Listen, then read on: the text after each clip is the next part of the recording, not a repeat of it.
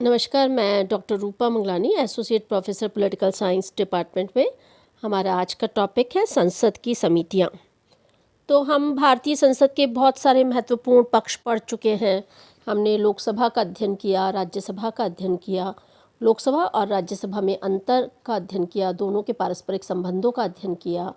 हमने लोकसभा अध्यक्ष के कार्य और शक्तियों को जाना, और हमने संसद में की जो प्रक्रिया है उसको जाना कि किस तरह से वहाँ संसद का संचालन किस प्रकार से होता है, वो जाना। तो इसी क्रम में आज संसदीय समितियों पे हम बात करेंगे। तो भारतीय संसद अपना ज़्यादातर कार्य समितियों के माध्यम से करती है। इन समितियों को कम से कम समय में कुशलतापूर्वक व्यवस्थापन के कार्य संपादन के लिए गठित किया जाता है। अर्थात न्यूनतम समय में किस प्रकार से संसदीय समितियां कार्य कर सकती हैं, ये संसदीय समितियों का मुख्य कार्य है।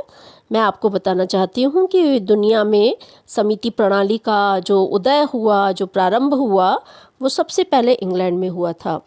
तो भारत में समिति प्रणाली का विकास होता तो प्राचीन काल से है, लेकिन आधुनिक काल में इसका विकास मॉन्टेग्यू चेम्सफोर्ड के सुधारों के परिणाम स्वरूप हुआ। हम सब जानते हैं कि भारत के संवैधानिक विकास के क्रम में 1909 का अधिनियम, 1919 का अधिनियम और 1935 का अधिनियम, ये तीन अहम थे। उसमें से 1919 के अधिनियम को मॉन्टेग्यू चेम्सफोर्ड के सुधार भी के कहा जाता है, और यहीं से समितियों की जो प्रणाली है उसका जो है आरंभ हुआ। भारतीय संविधान जब लागू हुआ 26 जनवरी 1950 को, तो संसदीय समितियां एक सीमा तक विशिष्ट अधिकारों और शक्तियों का प्रयोग करती रही हैं। अच्छा, संसदीय समितियों का गठन कैसे होता है? ये संसद द्वारा निर्मित प्रक्रिया तथा कार्य संचालन के नियमों के अधीन किया जाता है। संसद के दोनों सदन, राज्यसभा और लोकसभा में कुछ विशिष्ट पहलुओं के अतिरिक्त दोनों सदनों में समितियों की नियुक्ति, कार्यकाल व कार्य संचालन की प्रक्रिया समान है।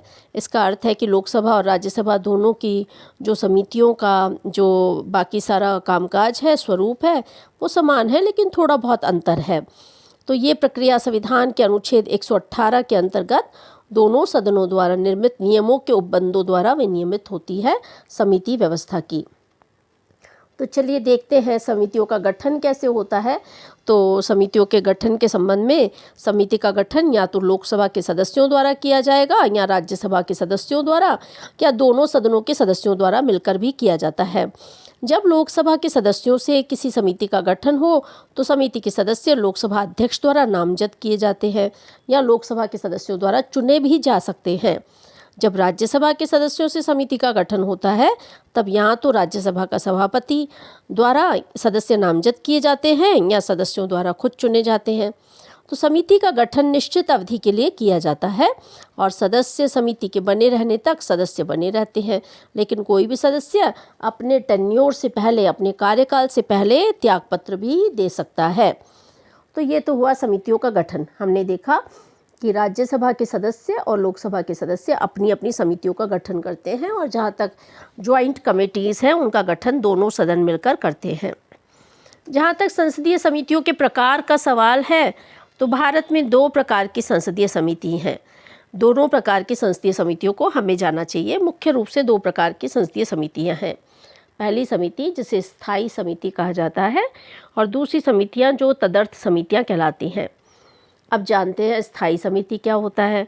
तो स्थायी समितियां ऐसी समितियां होती हैं जो हर वर्ष या समय समय पर नियमित रूप से सदन द्वारा निर्वाचित या अध्यक्ष अथवा सभापति द्वारा मनोनीत की जाती हैं। ऐसी समितियां स्थायी प्रकृति की होती हैं। तदर्थ समितियों की नियुक्ति आवश्यकता अनुसार तदर्थ आधार पर की जाती है, तथा प्रदत्त कार्य संपादन के पश्चात उसका कार्यकाल समाप्त हो जाता है। स्थायी एवं तदर्थ समितियों को उनके कार्यों के आधार पर हम आगे भी वर्गीकृत कर सकते हैं। तो भारत की संसदीय समितियों को हम स्थायी समितियों और तदर्थ समितियों के आधार पर अगर उसका वर्गीकरण करें तो उसका स्वरूप ऐसा आता है। तो अगर संसद की समितियों को हम देखें तो समितियों के प्रकार को हम इस प्रकार से देख सकते हैं। तो स्थायी समितियों का जहाँ तक सवाल है, तो कौन कौन सी समितियां हैं जो स्थायी होती है उसको देखें। तो वित्तीय समितियां जो हैं वो स्थायी समितियों में से आती हैं। वित्तीय समितियों में कौन कौन सी समितियां शामिल हैं? लोकसभा की प्राक्कलन समिति, लोकसभा की सरकारी उपक्रमों संबंधी समिति और लोकसभा की लोकलेखा समिति स्थायी समितियां हैं। जहाँ तक विषयगत समितियों का सवाल है तो कौन कौन सी समितियाँ विषयगत, अगर हम वो देखें तो कृषि समिति, पर्यावरण और वन समिति, विज्ञान और प्रौद्योगिकी समिति, ये विषयगत समितियाँ हैं।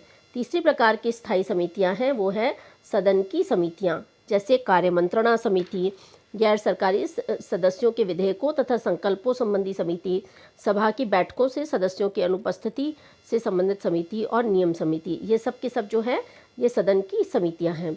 इसी तरह से जांच समिति अगर हम देखें तो याचिका समिति है और उसके अलावा विशेषाधिकार समिति है, ये दोनों जांच समितियां हैं। छानबीन समितियों को अगर हम देखें तो सरकारी आश्वासन संबंधी समिति है, अधीनस्थ जो है वो विधायन पर संबंधी समिति है, सभा पटल पर रखे पत्रों के संबंध में समितियां हैं, अनुसूचित जातियों और जनजातियों के कल्याण से संबंधित समितियां हैं। इसी तरह से सेवाओं को उपलब्ध कराने वाली समितियां कौन सी हैं? सामान्य प्रयोजन से संबंधित समिति है, आवास समिति है और इसके अलावा ग्रंथालय समिति है, संसद सदस्यों के वेतन भत्ते से संबंधित समिति है। जहाँ तक तदर्थ समितियों का सवाल है तो वो देखेंगे अगर आप तो प्रवर, संयुक्त प्रवर समिति तदर्थ समितियां हैं। इसी प्रकार किसी विशिष्ट मामलों के जांच करने तथा प्रतिवेदन देने के लिए भी समिति का गठन किया जाता है। तो इस तरह से ये जो है भारत की संसदीय समितियां हैं, स्थायी समितियां और तदर्थ समितियां, दोनों ही प्रकार हमने देखा। दूसरी बात यह है कि संसद की जो विभिन्न समितियां हैं उसका अगर मैं अल्प परिचय से संबंधित आपको ये चार्ट दिखाऊं तो आप ये देख सकते हैं कि ये चार्ट में साफ साफ लिखा है कि कितनी सदस्य संख्या होगी और लोकसभा के कितने होंगे और राज्यसभा के कितने होंगे और उसके कार्य क्या होंगे। तो लोक लेखा समिति जो है इसकी कुल सदस्य संख्या 22 होती है और इसमें लोकसभा के 15 और राज्यसभा के 7 सदस्य होते हैं और इसका काम है विभिन्न मंत्रालयों के व्यय और नियंत्रक और महालेखा परीक्षक के प्रतिवेदन पर विचार विमर्श करना। देखिए इसका नाम ही क्या है, लोक लेखा समिति। तो लोक लेखा समिति का मुख्य कार्य क्या होता है? इसका मुख्य कार्य होता है कि लेखों का जो परीक्षण किया जाता है, महालेखा परीक्षक के प्रतिवेदन, उस पर विचार विमर्श करना। दूसरी समिति का नाम है प्राक्कलन समिति और इसके सदस्यों की संख्या 30 है और सारे के सारे सदस्य कहाँ से होते हैं? लोकसभा से होते हैं और इसका कार्य सरकार को वित्तीय नीतियों के संबंध में सुझाव देना। प्राक्कलन कमेटी, इसका नाम ही एस्टीमेट कमेटी, इसका काम है सुझाव देना। सार्वजनिक उपक्रम समिति, इसमें 15 सदस्य लोकसभा से होते हैं और 10 सदस्य जो है 10 सदस्य, कुल सदस्य 15 हैं, 10 सदस्य लोकसभा से हैं और 5 सदस्य राज्यसभा से हैं। ये कंट्रोलर और एडिटर जनरल के प्रतिवेदन एवं सार्वजनिक उपक्रम के लेखा व प्रतिवेदनों की समीक्षा और समीक्षा करती है। इसी प्रकार विशेषाधिकार समिति, इसके कुल सदस्यों की संख्या 15 है, जिसमें से लोकसभा से 10 और राज्यसभा से 5 सदस्य होते हैं। ये संसद के किसी सदन या अध्यक्ष द्वारा विशेषाधिकार उल्लंघन से संबंधित मामलों का परीक्षण करती है। प्रवर समिति दोनों के लिए पृथक पृथक है और इसमें हम देखते हैं कि लोकसभा में 30 इसके सदस्य होते हैं और राज्यसभा में भी 30 सदस्य होते हैं, क्योंकि दोनों के लिए पृथक पृथक है। इसका काम है विधेयकों की समीक्षा करना। इसी तरह से संयुक्त प्रवर कमेटी, इसमें 45 मेंबर्स होते हैं टोटल, जिसमें से 30 लोकसभा से और 15 राज्यसभा से होते हैं। इसका काम भी है विधेयकों की समीक्षा करना। कार्य मंत्रणा समिति, इसमें 15 सदस्य लोकसभा से और 15 सदस्य राज्यसभा से होते हैं। इसका काम है सरकारी विधेयकों का समय निश्चित करने हेतु कार्य मंत्रणा समिति का कार्य है। याचिका समिति भी दोनों सदनों के लिए पृथक पृथक है और नियम समिति भी दोनों सदनों के लिए पृथक पृथक है। तो याचिका समिति में लोकसभा से सदस्यों की संख्या 15 और राज्यसभा से 10 है, प्रत्येक याचिका की जांच करती है। और नियम समिति, जिसमें लोकसभा से सदस्यों की संख्या 15 और राज्यसभा से 16 है, ये सभा के प्रक्रिया व कार्य संचालन के मामलों पर विचार करती है। एक और कमेटी है, उसका नाम है सरकारी आश्वासन कमेटी।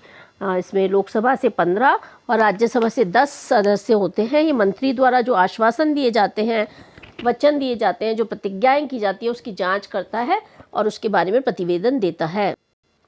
अगली कमेटी है अनुसूचित जाति तथा अनुसूचित जनजातियों के जनकल्याण से संबंधित समिति। इसके कुल सदस्य संख्या 30 हैं, लोकसभा से 20 और राज्यसभा से 10 हैं। अनुसूचित जातियों तथा अनुसूचित जनजातियों के संवैधानिक रक्षा उपायों की क्रियान्विति पर निगरानी रखता है। उसके बाद एक और कमेटी, उसका नाम है अधीनस्थ विधान संबंधी समिति। दोनों सदनों के लिए पृथक पृथक है। लोकसभा और राज्यसभा के सदस्यों की संख्या 15-15 है। ये समिति ये जांच करता है कि संविधान द्वारा प्रत्यायोजित नियम, विनियम, उपनियम, उपविधिक आदि बनाने की कार्यपालिका शक्ति की प्रत्यायोजन की जो सीमा है वो उसके अंदर ही प्रस्तुत की जा रही है या नहीं की जा रही। तो इस प्रकार हम देखते हैं कि ये सारी कमेटियाँ बहुत महत्वपूर्ण हैं और संसद की विभिन्न समितियाँ जो है ये किस तरह से कमेटीज़ के माध्यम से संसद कार्य करती है। संसद की जो स्थायी समितियाँ, वित्तीय समितियाँ, ये ज़्यादा अहम है, ज़्यादा महत्वपूर्ण है। सभी समितियाँ महत्वपूर्ण हैं, लेकिन वित्तीय समितियों से अक्सर सवाल आते हैं। तो लोकसभा की प्राक्कलन समिति मैं आपको बता चुकी हूँ कि इसमें लोकसभा के 30 सदस्य होते हैं और राज्यसभा के सदस्यों को उसको शामिल नहीं किया जाता। और जो है ये प्राक्कलन समिति जो है इसको स्थायी मितव्ययता समिति भी कहा जाता है। ये सरकारी अपव्यय को रोकने के लिए सिफारिश करती है। इसी तरह से सरकारी उपक्रम समिति है। इस समिति का गठन 22 सदस्यों द्वारा किया जाता है, जिनमें 15 लोकसभा से तथा 7 राज्यसभा से निर्वाचित होते हैं। समिति का अध्यक्ष लोकसभा अध्यक्ष द्वारा उन सदस्यों में से नामजद किया जाता है जो उस समिति के सदस्य चुने जाते हैं। और ये नियंत्रक और महालेखा परीक्षक के प्रतिवेदनों की जांच करती है और सरकारी उपक्रमों के प्रतिवेदनों और लेखाओं की भी जांच करती है। लोक लेखा समिति के बारे में भी मैं आपको बता चुकी हूँ। दरअसल प्राक्कलन समिति और लोक लेखा समिति को जुड़वा बहन कहा जाता है। इस समिति में 22 सदस्य होते हैं, 15 सदस्य लोकसभा के सदस्य तथा 7 सदस्य राज्यसभा से चुने जाते हैं। 1967 में स्थापित प्रथा के अनुसार इस समिति के अध्यक्ष के रूप में विपक्ष के किसी सदस्य को नियुक्त किया जाता है और ये समिति नियंत्रक और महालेखा परीक्षक द्वारा दी गई लेखा परीक्षण संबंधी प्रतिवेदनों की जाँच करती है। बहुत अहम समिति है। इसी तरह से किसी वित्तीय वर्ष के दौरान किसी सेवा पर उसके प्रयोजन के लिए सदन द्वारा प्रदान की गई धनराशि से अतिरिक्त धनराशि को व्यय किया गया हो तो यह समिति उन परिस्थितियों की जांच करती है कि भाई अतिरिक्त व्यय तो नहीं पड़ रहा। तो हमने देखा कि ये जो समितियां हैं वो ये बहुत महत्वपूर्ण हैं। तो इस प्रकार हमने देखा कि संसद की स्थायी समितियों में वित्तीय समितियों का स्थान बहुत प्रमुख है। इसी प्रकार विषयगत समितियों को भी हमने देखा कि कुल गठन 22 सदस्यों द्वारा होता है इसमें समितियों का, जिसमें 15 लोकसभा अध्यक्ष द्वारा लोकसभा से तथा 7 राज्यसभा से सभापति द्वारा मनोनीत किए जाते हैं। मंत्रिपरिषद का कोई भी सदस्य इन समितियों का सदस्य नहीं हो सकता, विषयगत समितियों का सदस्य नहीं हो सकता। इन समितियों के अध्यक्षों की नियुक्ति लोकसभा अध्यक्ष द्वारा की जाती है और इसके अंतर्गत कृषि समिति, पर्यावरण और वन समिति, विज्ञान और प्रौद्योगिकी समिति आदि मुख्य समितियां हैं। इसी प्रकार से हमने देखा कि सदन की समितियां भी हमने देखी। कार्य मंत्रणा समिति, गैर सरकारी सदस्यों के विधेयकों तथा संकल्पों से संबंधित समिति, सभा की बैठकों से सदस्यों की अनुपस्थिति संबंधी समिति, ये नियम समिति, जांच समिति, ये महत्वपूर्ण समितियां होती हैं। अच्छा, जांच समितियों में भी देखा हमने कि याचिका समिति, विशेषाधिकार समिति, ये समितियां होती हैं। तो इस प्रकार हमने देखा कि संसद की जो सारी कार्यप्रणाली हैं। अच्छा, एक छानबीन समितियां भी एक महत्वपूर्ण समितियां, जिसमें सरकारी आश्वासन संबंधी समिति, अधीनस्थ विधायन संबंधी समिति, सभा पटल पर रखे गए पत्रों से संबंधित समिति, अनुसूचित जाति जनजातियों के कल्याण से संबंधित समितियां, सेवाएं उपलब्ध कराने वाली समितियों में सामान्य प्रयोजन समिति जिसका गठन 1954 में किया गया था, आवास समिति, ग्रंथालय समिति, संसद सदस्यों के वेतन और भत्तों से संबंधित समिति। तो आप देखें ये चार्ट जो है ये बहुत महत्वपूर्ण है, जिसमें समितियों का चर्चा है और इसके साथ ही ये चार्ट भी बहुत महत्वपूर्ण है जिसमें भारत की संसदीय समितियों का, स्थायी समितियों और तदर्थ समितियों का विवेचन किया गया है। तो तदर्थ समिति मैंने बताया, तदर्थ समिति में भी प्रवर या संयुक्त प्रवर समिति है जो विधेयकों की समीक्षा करने के लिए जब लोकसभा और राज्यसभा अलग अलग गठित की जाने वाली समिति से संबंधित 30-30 सदस्य इसमें शामिल किए जाते हैं। किसी विशिष्ट मामले का जांच करना हो तो संयुक्त संसदीय समिति JPC, ज्वाइंट पार्लियामेंट्री कमेटी, इसका गठन होता है। इसमें 45 सदस्य होते हैं, 30 लोकसभा के और 15 सदस्य राज्यसभा के होते हैं। और इस प्रकार की समिति 1951 में सबसे पहले जो है तब आचरण की जांच के लिए गठित की गई थी। कुछ अन्य JPC जो गठित हुई रेलवे अन्य समितियों में रेलवे अभिसमय समिति, लाभ के पदों से संबंधित संयुक्त संसदीय समिति, बोफोर्स मामले में संयुक्त संसदीय समिति, प्रतिभूति घोटाला जांच संयुक्त संसदीय समिति, ये सब JPC गठित हुई थी। तो समितियों के इन विवेचनों से स्पष्ट है कि भारत में संसद के कार्यकरण में इन समितियों की महत्वपूर्ण भूमिका है। समिति व्यवस्था से विधायन के महत्वपूर्ण कार्यों का कुशलता से संपादन हो जाता है। कौल तथा शकदर नामक विद्वान का ये कहना है कि भारत में संसद अपना बहुत सा कार्य समितियों के माध्यम से करती है, जिससे अनेक विशेषज्ञतापूर्ण कार्य सुविधापूर्वक संपन्न हो जाते हैं। तो आप जो है इन समितियों का अध्ययन करें और इससे रिलेटेड कंपटीशन में और आपके एग्ज़ाम में भी प्रश्न पूछे जाते हैं। इस टॉपिक को तैयार कीजिए और इसमें कोई दिक्कत आती है तो हम इस पर जब मिलेंगे तो फिर से चर्चा करेंगे। धन्यवाद, शुभकामनाएं। अपना और अपने परिवार के स्वास्थ्य का ध्यान रखिए।